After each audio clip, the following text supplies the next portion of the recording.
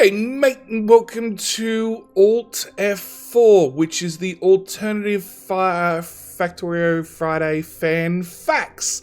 I also have if you press Alt-F4, he goes away, Mojo with me. How you doing, mate? ALT-F4 don't get rid of me. You can uninstall, I don't go away. It's worth a shot sometimes. So, this is a community-driven follow-on to the Friday facts. And the first thing I'm going to do is so it's hosted on GitHub, it's open to everybody to add and do whatever they want, and somebody's already loaded up onto what looks to be the Factorio webpage to give us that feel of the Friday facts. So the first thing I'm going to do is I'm going to look at it there because I can, and it feels familiar. I wonder if a DCMA or a cease and desist is inbound. Maybe. Look, it looks like all the other links on the webpage go to the legitimate Factorio webpage. It's just this little section is mirrored and hosted separately. So yeah, maybe we don't know. But this is a homage to the original Friday Facts because they did 360 weeks back to back, and then they decided at 360 the Woob was done. They've done enough weekly updates, which I understand. When we did the video, a week ago now, we both felt it was like something was missing from their forth. But then again, I really understand that 360 weeks in a row is a lot. It's a lot, yeah. So yeah, new alternate Friday facts written by the community, for the community, by the community. So yeah. Now, they are doing this on GitHub originally. So we better start reading this stuff. They aim to provide a variety of content created by the community. Topics like community showcases, mod spotlights, right up about Factorio updates will be freaking subjects. If Factorio gets an update, because we're a week later, and we haven't had version 1.01, which is funny because bugs have been reported, and the devs have been in there like, fixed for next update, fix for next update, fix for next update, but the update hasn't come yet. Which means anybody had a bet on a 0-day patch was wrong. Very wrong. I think though, it wouldn't surprise me if they were gearing towards the next patch coming a week later. Maybe. At least. But I mean, it's a week later now. It's a week later now, yeah. Minimum. Look, maybe 2 weeks. Look, the game is stable enough, and we've said this forever, that they could wait a month before they release 1.01. Right? They might even go straight to 1.1. They might, depending on, there were a lot of things they wanted to do for 1.1 that didn't get into 1.0. So they might wait for 1.1, but I don't know how far along they are in that development. So, yeah, we'll see. Yeah, I don't know what I have no idea what their track is. Yeah. We'll see. So, the idea of this blog is it's going to be a community-written Friday Facts, which is different and sort of been asked by the community for a while now. It's supposed to be community-driven, rely on contributions by, the community to keep this going. Claude Mertz wrote the first one on his own due to time constraints. I decided to actually give this a shot less than 48 hours ago, and it turns out this has been out since Friday, but I only found out about it during last night's stream, and you found out about it on our Saturday? Yes. The chances of us finding out anything on a Friday in Factorio land is slim, because we're already mostly either Friday's over or we're mostly into Saturday. Now of course it's Sunday. We've both heard about it. I hit up a Mojo and he said, "Let's do this." So, reluctantly said, "Let's do this." Look, we've both got our reservations. We've both got our reservations about this lasting 360 weeks. There's a bit of that, but it's mainly I haven't been feeling too well, so. Yeah. Mojo's. That's most of it. Anyway, community showcase. We have the train jumptions. So he's breaking his own self-imposed rules. I know the jumping train is part of a mod called Renine Transportation, but I think this actually belongs here as a community showcase because it's not some serious mod supposed to improve your life, but a silly exercise in what's possible, and it turned out to be really fun. Let the gift to the talking. Won't bet it right here. The technology just isn't here this week. You can go to the Reddit post, which we'll do. I've already done a video on this. This is hilarious. It's a fun mod. It's in no way practical, but it is hilarious. No. Technically, it is practical. If you can line up your trains. You can make sure that you have trains that never need to cross one another. You could do it all with jumps and organize your bridges that way. I've seen trains that on landing sometimes just always crash into themselves. Yes. Look, it's not.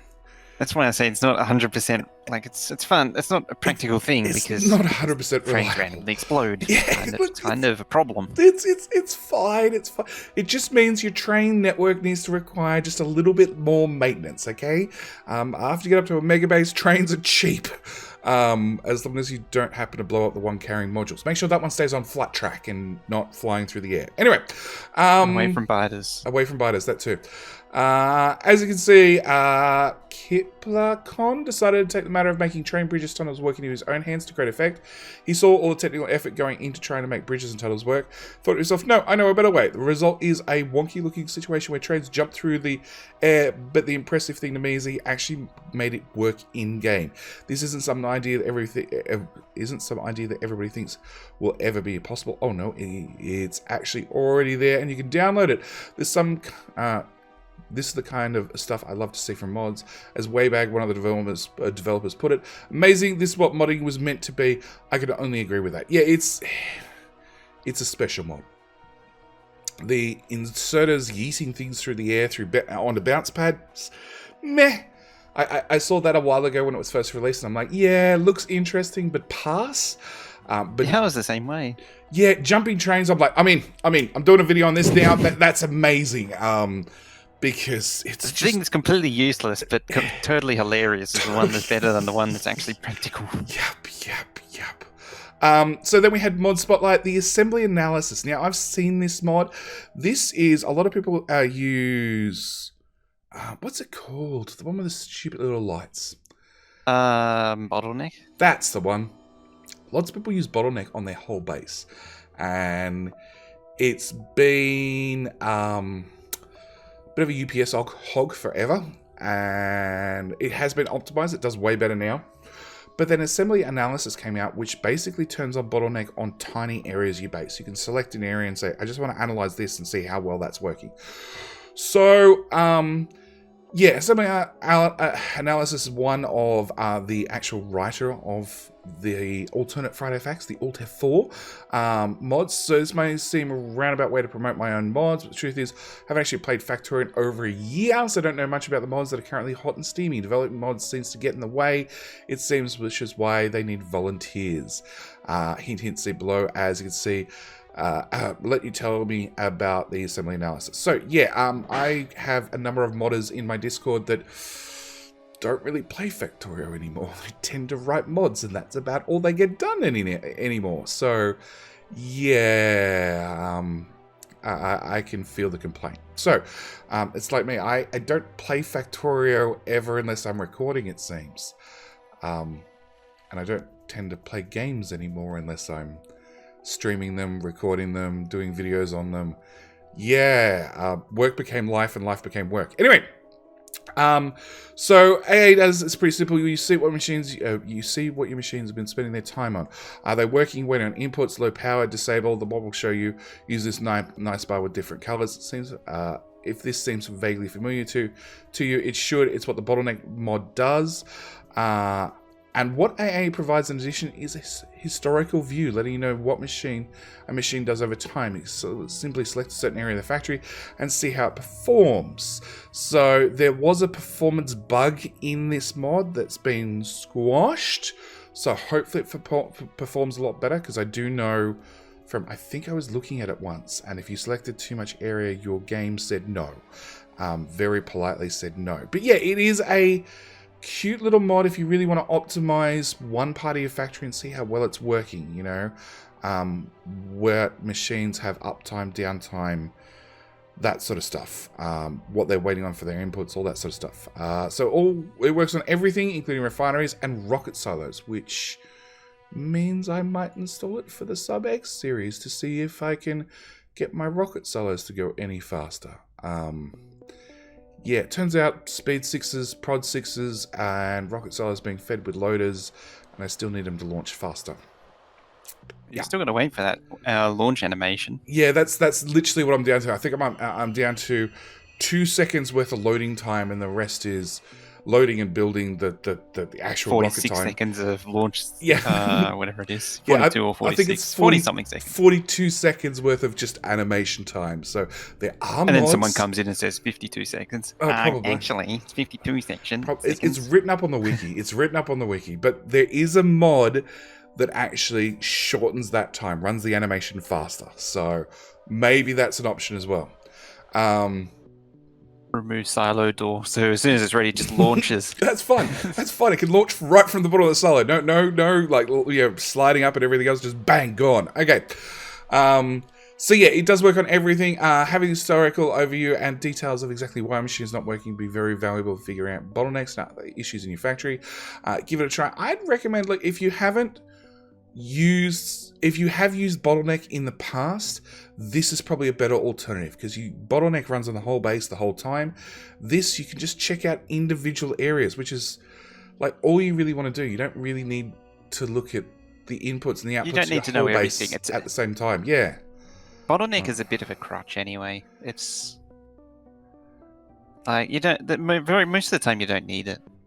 Yeah, it's nice to turn on for certain areas when you're analyzing, like, is my red circuits running full speed? Is there something wrong? And, have I missed an inserter? Is it ghosted down but not actually placed down? Mod like this, bang, just drag it over the area, that'll tell you. Anyway, yeah, it'll tell you straight away. Yep. And then coming full circle, we have Factorio 1.0. So, in case you've been living under a rock, Factorio 1.0 was released, and I meant to bring up the Steam database for Factorio because the graphs is there we go. The graphs are somewhat amazing. When I find Steam charts, that's the ones I'm looking for. Yeah, it's somewhat amazing for the last week. So, Factorio 1.0 has been released for real. It's been a tremendous success story. It only comes around every so often. I want to commend everybody involved. Woob, first and foremost. This incredible achievement. The game is a tour de force in optimization design that will stand the test of time for many decades to come. Bravo. And I agree. Like, it's taken a long time to get to 1.0. There's been a lot of work by a lot of the devs. If you look at the team over the years, like, it's expanded. They've had people leave. They've had new people brought on. It's been a massive amount of work, and now they're here. I'm willing to bet they're still celebrating. I'm pretty sure they're still drunk. They're probably still drunk. Yeah. Yeah. Entirely still drunk. So Steam database. For the last month, yeah, there's been a massive increase in the number of players and viewers on Twitch, along with is that the only chart I want to look at? I think that's it. Oh, concurrent players has gone through the roof. All right. Yeah. Do you remember what the old record was for the most all-time 24-hour concurrent peak? I don't recall. Because it's at 32,000 players hit in the last 24 hours. Yeah. And we do know that they'd already hit 2 million sales. And the owner estimates on the Steam database, it's somewhere between 3 million and 3.1 by one particular tracking software, 2 and 5 by another one, and 1.7 to 5 million sales based on a guesstimate by the amount of reviews they have. So, yeah. There's been a sharp increase in the number of players. Oh, there we go. So I think the last peak was 22,000 in March. Yeah, maybe about 22,000. I think. We're at 32,000 now. Is the new peak. Yeah, last year I think was the previous record, 22,000 something. I don't think the original Steam release matched it. Because that was probably. No, that's all the way back in March 2016. That was only 16,000. Yeah. There you go. Yeah, Steam database. Yeah, The game, at least in terms of activity, hasn't been this active since Steam release. No, this has been massive. And the funny thing is, right now, there are so many brand new to Factorio players on Twitch that are doing so many horrible things. So many horrible things. I saw somebody the other day losing to the biters in the tutorial. You have to really try to do that. Somehow, they were losing to the biters. And then they went and jumped on the public biter battles service. And I'm like, yeah, okay. That's a bit of a difference. Yeah.